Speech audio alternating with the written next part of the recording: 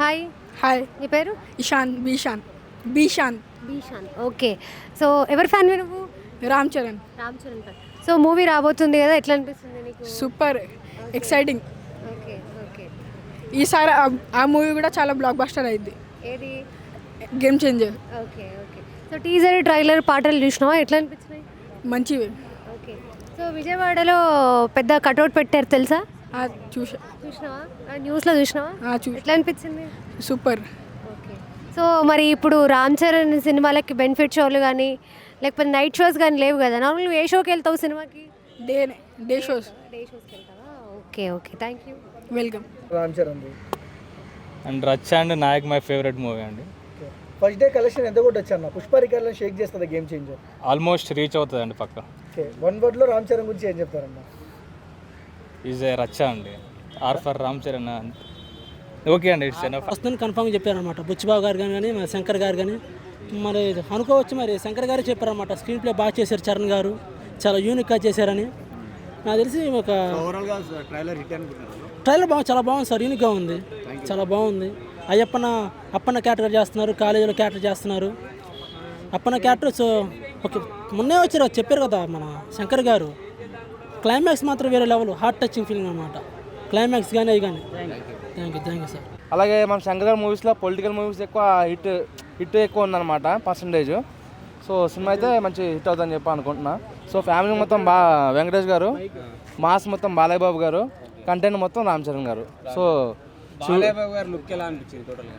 బాలయ్య బాబు గారు లుక్ ఇప్పుడు దాకా చూసిన సినిమాలతో పోల్చుకుంటే ఈ సినిమాలో కొంచెం లుక్ డిఫరెంట్గా అనిపించింది.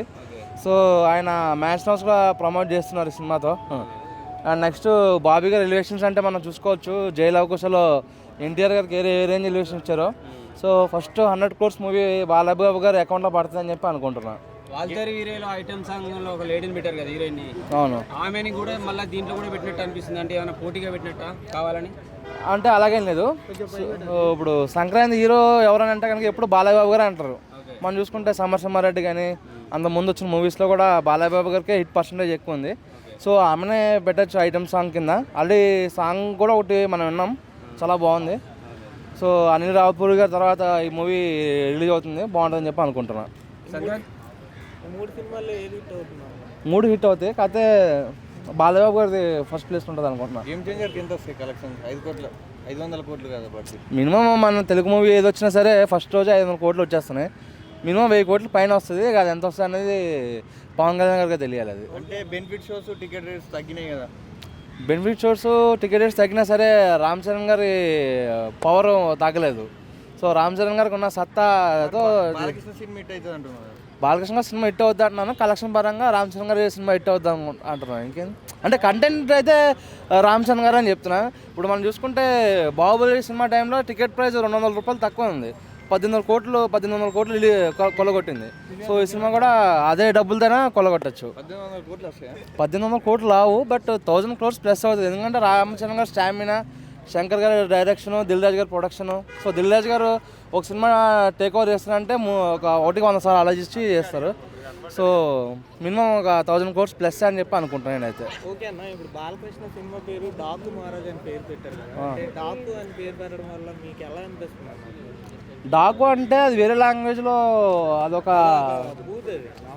ఇది డాకు అంటే బూత్ కదా. అంటే మన తెలుగులో బూత్ అయి ఉండొచ్చు, బట్ మన తెలుగులో ఉన్న బూతులతోనే వేరే చైనా కంట్రీస్లో కొన్ని పేర్లు ఉన్నాయి, పెద్ద పెద్ద పేర్లు. అంటే చైనీస్ పేరు అంటారా?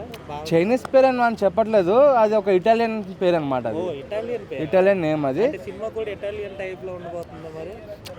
ఇప్పుడు పేరు ఇటాలియన్ ఉందని చెప్పి లోపల అందరూ యాక్టర్స్ ఇటాలియన్ కాదు కదా. సో పేరు ఇటాలియన్, జస్ట్ అదొక మీకు అది సినిమా చూస్తే తెలుస్తుంది. అది నేను రివీల్ చేసేసాను అనుకోండి, మీకు సినిమా చూసి ఫీల్ పోతుంది. ప్రమోషన్స్లో ఎక్కువ యాక్టివ్గా వెంకటేష్ సినిమా అనిపిస్తుంది. ప్రమోషన్స్లో యాక్టివ్ అంటే ముందు అనిల్ రావుపూడి గారు అంటే ప్రమోషన్స్కి పెట్టిన పేరు.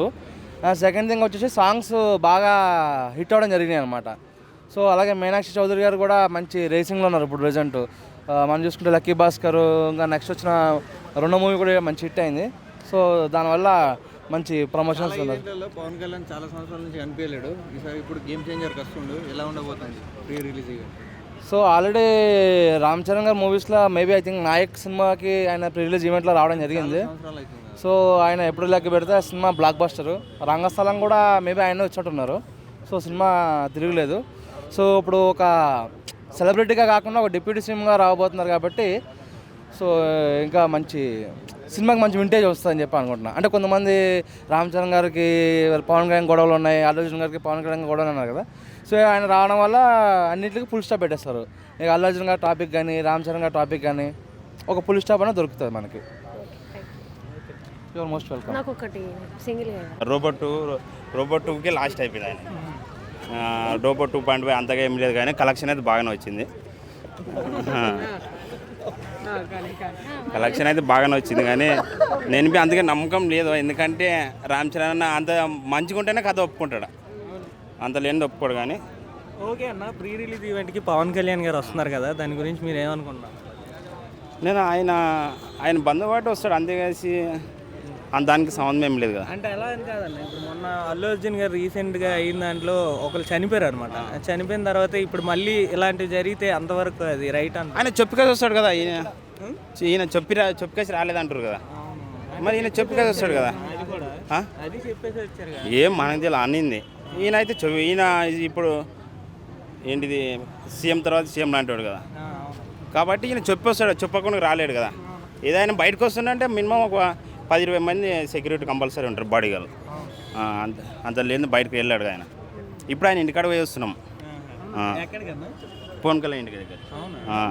అంత సెక్యూరిటీ బయట ఉన్నారా, ఎవరు ఆ బండ్లు పోయి ఆ పని వెళ్ళామమ్మా. ఎందుకన్నా అక్కడికి ఎందుకు వెళ్ళారు? చూడనీకని పోయినాం. అంటే పవన్ కళ్యాణ్ గారు పెద్ద ఫ్యాన్ అనుకుంటా.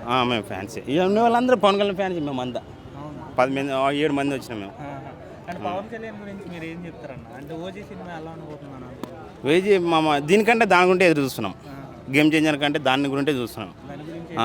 ఒకవేళ కానీ ఓజీ వచ్చింటే ఇవన్నీ ఎలా ఉందన్న పరిస్థితి? చెప్పలేమన్నా, ఎవరి గురించి తక్కువ అంచనా వేయద్దు. తక్కువ అంచనా వేసి గొప్పలు కావద్దు. ఎవరు కెపాసిటీ వాళ్ళకు ఉంటుంది. ఎందుకంటే ఈడ ఉండేది డైరెక్ట్లో దమ్ముంటే హీరోకి సక్సెస్ వస్తుంది తప్ప హీరోది ఏముండదు. ఆయనక్కడ దమ్ముంటేనే ఈయనకు సక్సెస్ వచ్చేది. అంతేగాని రాజమౌళి దమ్ముంది కాబట్టి బాహుబలి ఇట్ అయింది. అందుకు మించి అదే బాహుబలి ఎవరన్నా మామూలు హీరో తీసి ఇంటికినా 10 సార్లు పడ్డాడు కింద నుండి పైన నుండి. ఎవరన్నా హీరోలు తీసి డైరెక్టర్లు ఇన్నిసార్లు పడ్డాడు, ఒకది గాయంబి కాలే అంటారు.